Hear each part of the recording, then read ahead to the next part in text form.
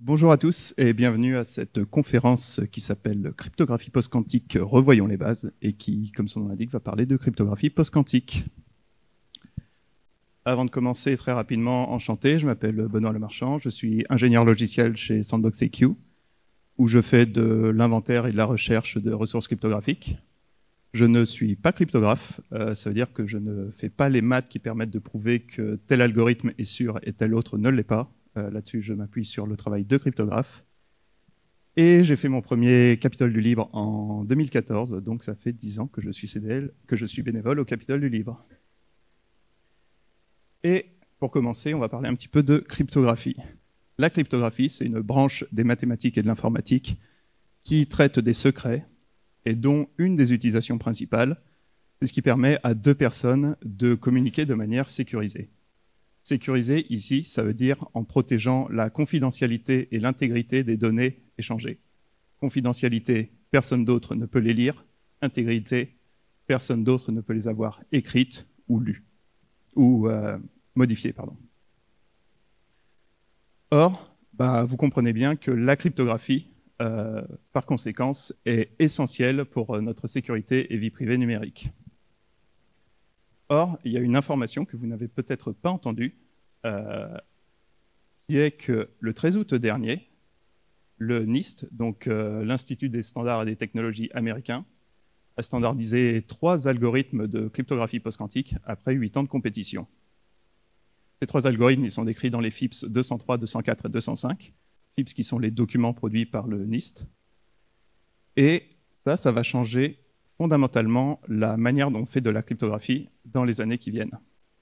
Le but de cette conférence, du coup, ça va être de comprendre qu'est-ce que ça veut dire, pourquoi c'est important, et donc comment ça va changer.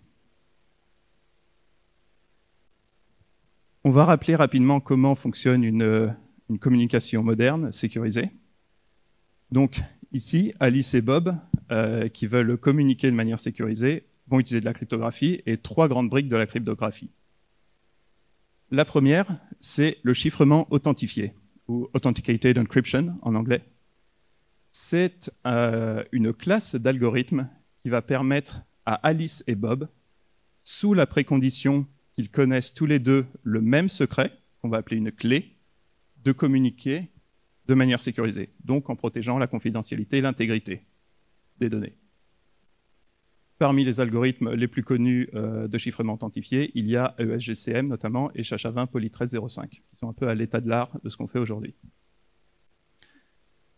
La deuxième brique, c'est l'échange de clés, ou Key Exchange en anglais.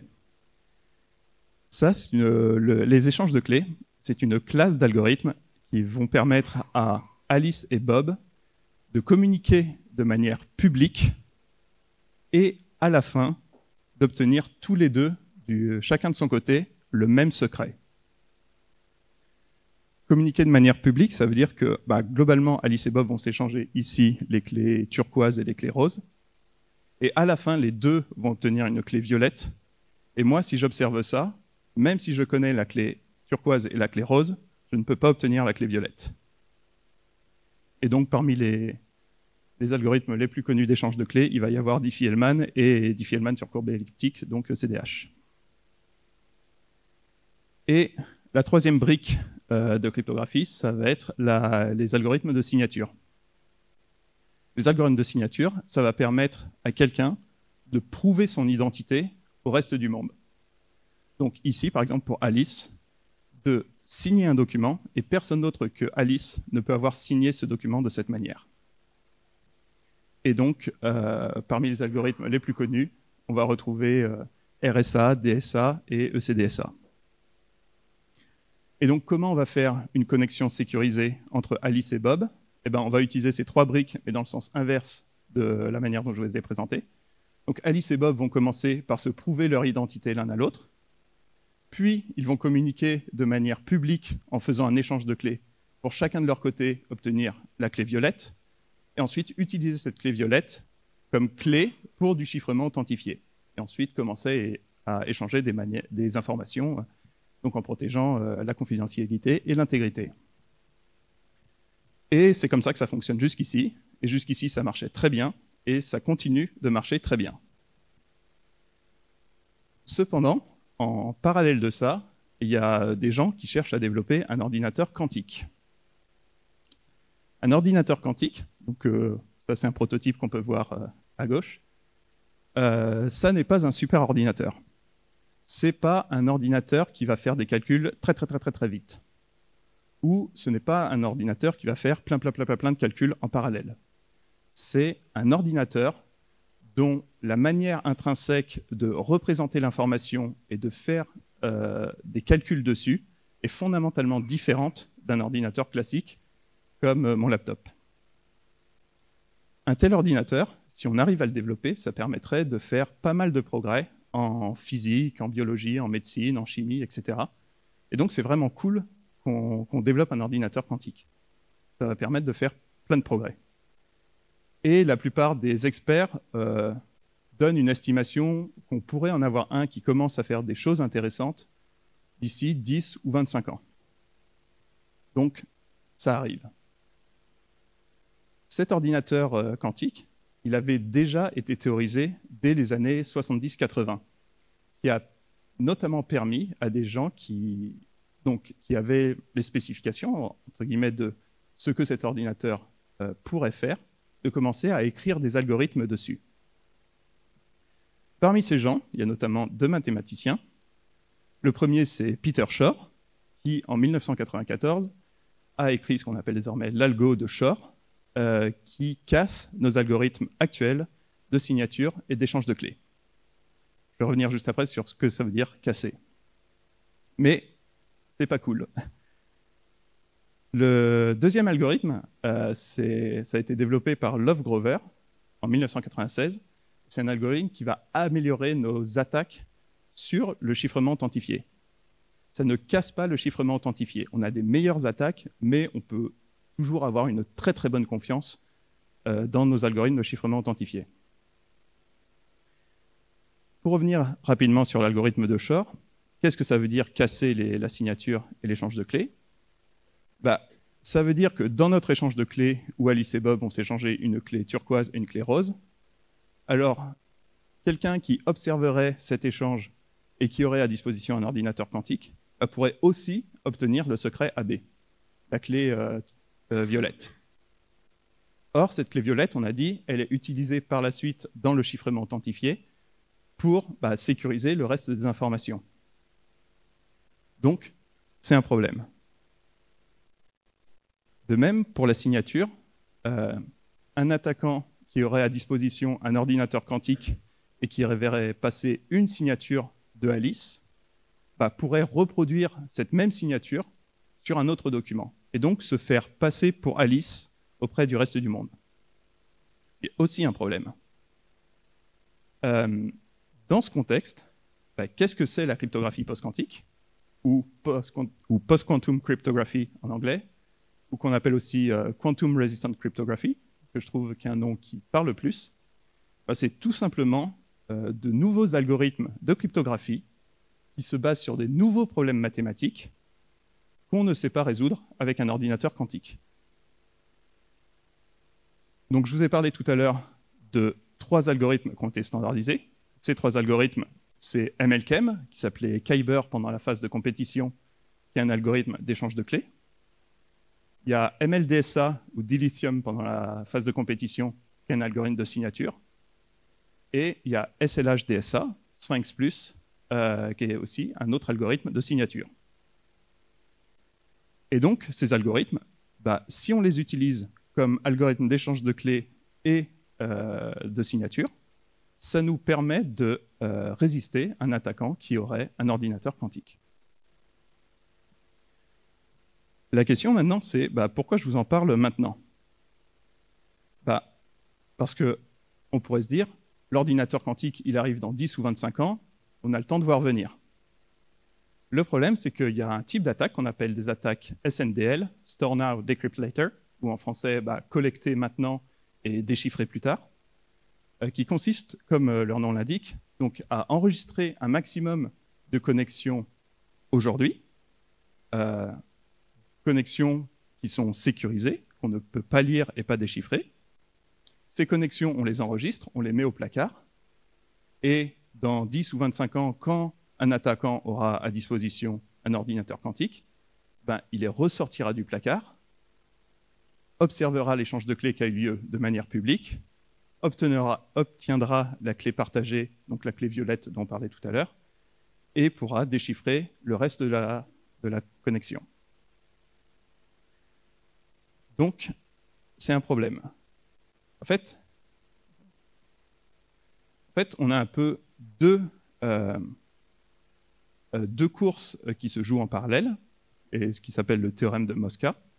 D'un côté, on va voir le temps qu'on va mettre à construire un ordinateur quantique, et de l'autre, il va y avoir le temps qu'on va mettre à déployer de la cryptographie post-quantique, auquel il faut ajouter la durée pendant laquelle on veut conserver nos secrets. Sinon, si on veut garder nos secrets plus longtemps que l'intervalle entre le déploiement et la construction de l'ordinateur quantique, ben on va avoir des problèmes, parce que nos secrets pourront être déchiffrés à ce moment-là. Concrètement, ça veut dire que si on attend qu'il y ait un ordinateur quantique pour déployer de la cryptographie post-quantique, alors nos connexions qui dateront d'une semaine avant, qui utiliseront de la cryptographie traditionnelle, sous condition qu'elles ont été enregistrées, pourront être déchiffrées, et donc les informations révélées. Alors, est-ce que ça veut dire qu'il faut se jeter maintenant, tout de suite, à pieds joints, dans la cryptographie post-quantique? Pourquoi pas? C'est mieux que de rien faire, mais on peut faire autre chose. Cette autre chose, c'est faire de la cryptographie hybride. La cryptographie hybride, ça consiste, notamment les échanges de clés hybrides, à, premièrement, quand on a besoin de faire un échange de clés, commencer par faire un échange de clés traditionnel, et ici obtenir donc une clé bleue. Puis on fait un échange de clés post-quantique, on va obtenir une clé jaune. Puis ces deux clés, on va les mélanger pour obtenir ici une clé verte qui héritera des propriétés des deux clés précédentes. Ça veut dire qu'elle sera au moins aussi sécure que le plus fort des deux algorithmes qu'on a utilisés avant. Ou dit autrement, que pour obtenir la clé verte, il faut casser et l'algorithme d'échange de clés traditionnel et l'algorithme d'échange de clés post-quantique. Donc ça nous permet d'être un petit peu ceinture et bretelle quand on fait de la cryptographie et des échanges de clés. Alors, tout ce dont je vous parle depuis le début, est-ce que c'est un peu des plans sur la comète? Est-ce que je suis dans ma bulle et qu'avec des amis cryptographes, on pense à des trucs déconnectés de la réalité? Eh bien, pas du tout. En fait, la cryptographie post-quantique et la cryptographie hybride, elle est déjà pas mal déployée autour de nous. Ici, je vous ai donné quelques exemples. En haut à droite, c'est quand, depuis le navigateur Chromium, je vais sur le site de Google. Dans l'onglet de sécurité, il vous dit cette connexion a été chiffrée et authentifiée en utilisant donc, tout un tas d'algorithmes.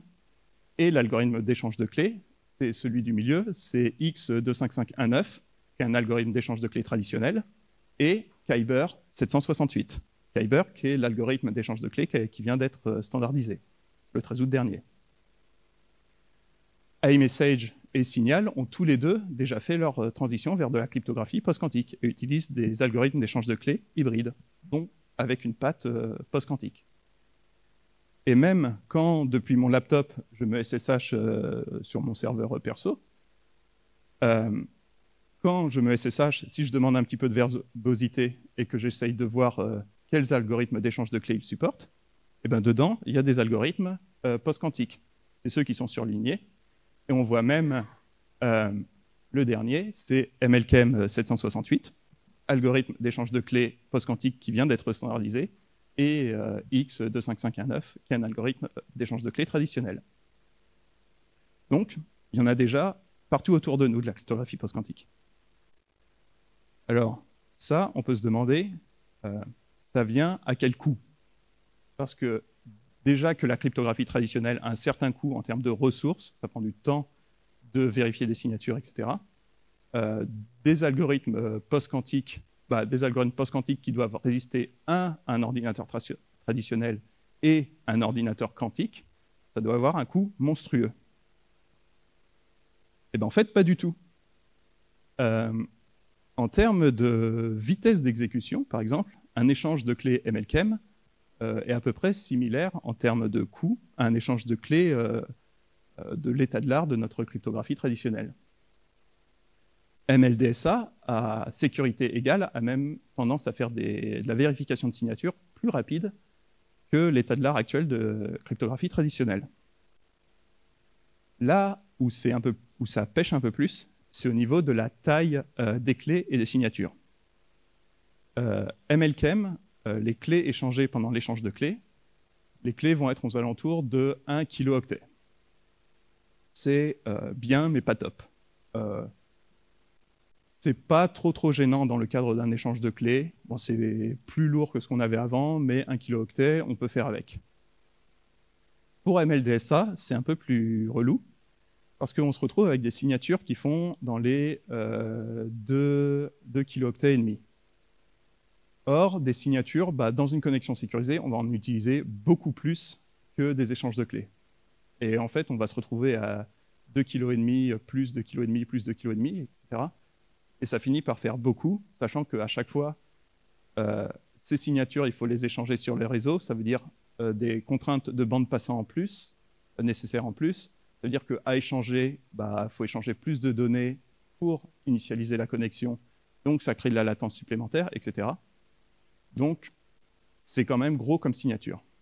Mais il y a des travaux actuellement, non pas pour réduire la taille des signatures de MLDSA, ça on peut pas trop, par contre, pour réussir à faire la même chose que ce qu'on fait actuellement en termes de sécurité, mais en utilisant moins de signatures.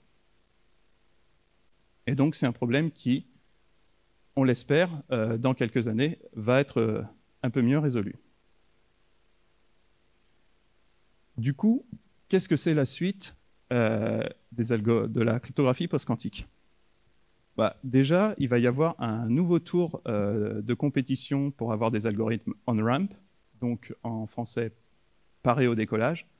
Le but, c'est d'avoir de nouveaux algorithmes basés aussi sur des autres problèmes mathématiques, pour que si on a un souci avec nos algorithmes actuels, il suffise, on a déjà des nouveaux algorithmes standardisés, implémentés, et idéalement, on a juste besoin de changer une ligne de conf dans notre fichier de configuration pour utiliser des nouveaux algorithmes, ce qui serait vachement cool. Et quoi faire d'ici là pour faire notre transition vers de la cryptographie post-quantique? Premièrement, tout simplement, il suffit d'attendre que nos librairies soient mises à jour. Moi, j'ai rien fait de particulier pour que le SSH de mon laptop ou Signal sur mon téléphone commence à utiliser la cryptographie post-quantique et des échanges de clés post-quantiques. J'ai mis à jour et les devs s'en sont chargés. L'autre point, et c'est plus pour les sysadmins et développeurs dans la salle, c'est que ça peut être l'occasion de revoir un peu la manière dont on fait notre cryptographie. La cryptographie, on a tendance un peu à la faire à la fin. Une fois que ça marche, on la touche plus trop. Et quand on la touche, généralement, on a peur de tout casser. Là, il va falloir changer la plupart des algorithmes qu'on utilise pour notre cryptographie sur tous nos systèmes. Ça peut être l'occasion de regarder un peu ce qu'on utilise vraiment, ce dont on a réellement besoin, et du coup faire un espèce de ménage de printemps de sa cryptographie, d'en profiter pour avoir quelque chose d'un peu plus propre par rapport à avant.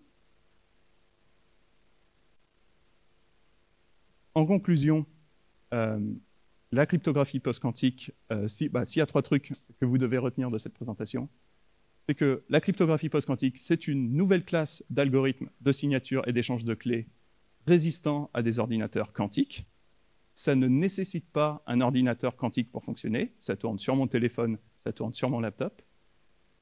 Que les attaques SNDL, donc Steal Now, Decrypt Later, impliquent qu'il ne faut pas attendre le dernier moment pour faire notre transition vers de la cryptographie post-quantique. Et enfin, que vous en étiez peut-être pas rendu compte jusqu'ici, mais la transition vers de la cryptographie post-quantique, elle est déjà en cours et elle est déjà un peu partout autour de nous et c'est en train d'arriver. Merci à tous pour votre attention et il va me rester quelques minutes pour répondre à vos questions.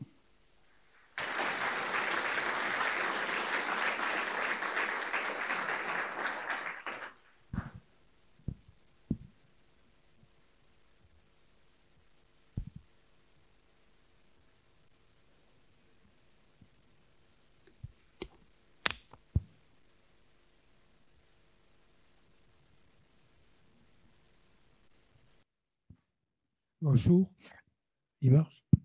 Ouais. Je voudrais savoir quelles sont les exigences que vous prévoyez pour cette cryptographie, sachant que justement, faute d'ordinateur quantique, on ne connaît pas leurs caractéristiques et leurs performances. Alors, la question, c'est comment on design un algorithme de cryptographie post-quantique, sachant que l'attaquant, on ne le connaît pas encore. On ne le connaît pas encore, l'attaquant, mais on a déjà l'ordinateur quantique a déjà été théorisé finalement. On sait ce qu'il est possible de faire avec et ce qu'il n'est pas possible de faire avec. Ça ne veut pas dire qu'on peut prouver l'absence d'attaque sur nos algorithmes, mais suffisamment de chercheurs ayant travaillé dessus et ayant cherché à défaire ces algorithmes. Donc, il y a eu 8 ans de compétition, de compétition par le NIST sur ces algorithmes. Il y a eu 80 soumissions, plus de 80 soumissions, 82 je crois, et uniquement 3 ont été sélectionnés. Les 3, ils ont été raffinés au fur et à mesure pour résister à des attaques possibles. Donc,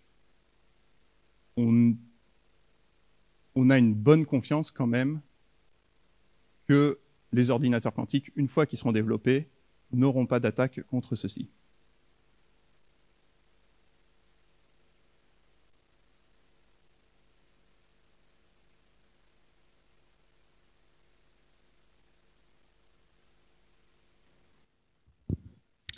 Bonjour, merci pour la présentation. Du coup, la question, c'est que là, par exemple, aujourd'hui, dans le paiement, il y a toujours une partie du paiement, c'est triple DES des années 90. Du coup, l'adoption en cryptographie, c'est assez lent. Et là, aujourd'hui, de ce que j'ai compris, on va devoir adopter des nouveaux algorithmes dont on n'est pas sûr s'ils vont être bons face aux ordinateurs quantiques du futur. Du coup, il faut changer aujourd'hui pour des nouveaux trucs. Et peut-être dans 5 ans, il y en aura encore des nouveaux, plus petits, qui marchent mieux. Et du coup, vous prévoyez comment la transition et comment nous, on va faire quoi, pour rester à jour et continuer à comprendre ce qui se passe, quoi. Donc, la question, c'est comment gérer sa transition vers la cryptographie post-quantique, sachant qu'on a déjà du mal à gérer sa transition dans la cryptographie traditionnelle. Excellente question. Si vous utilisez du triple DES toujours aujourd'hui, malheureusement, vous avez d'autres problèmes que les ordinateurs quantiques. Déjà, il y a la législation qui va évoluer. Notamment, aux États-Unis, il y a notamment le Department of Commerce qui impose une cadence de transition pour tout un tas d'administrations et de secteurs d'activité contrôlés. Donc, pour ces secteurs-là, la transition va être imposée légalement. Et pour le reste, on peut espérer que les librairies et l'écosystème permettent qu'en simplement se mettant à jour, alors la transition va se faire naturellement, on va dire, forcément avec des sysadmins qui vont devoir aller sur leur serveur et mettre à jour leur librairie et changer leur fichier de configuration. Bonjour. Pour générer une clé cryptographique quantique, on a besoin d'un ordinateur quantique, c'est ça? Et non? Pas du tout, justement. La cryptographie post-quantique, ça tourne sur mon téléphone, sur mon ordi. Il n'y a absolument pas besoin d'un ordinateur quantique pour générer des clés post-quantiques. D'accord, bon. faut différencier la cryptographie post-quantique, qui sont des nouveaux algorithmes qui tournent sur des CPU Intel comme on a aujourd'hui, ou ARM, ou ce qu'on veut, de ce qu'on appelle la QKD, Quantum Key Distribution, qui est une partie de la cryptographie qui va s'occuper d'utiliser des ordinateurs quantiques pour faire de la cryptographie. Mais la cryptographie post-quantique, ça ne nécessite pas d'ordinateur quantique pour fonctionner. Mais il y a bien un début de calcul par un ordinateur quantique. Absolument pas. Non. Une clé MLDSA, je peux la générer sur mon ordi là maintenant. Il y a des projets open source qui permettent de générer des clés. Par exemple, OpenSSH a un fork pour avoir des tests de cryptographie post-quantique.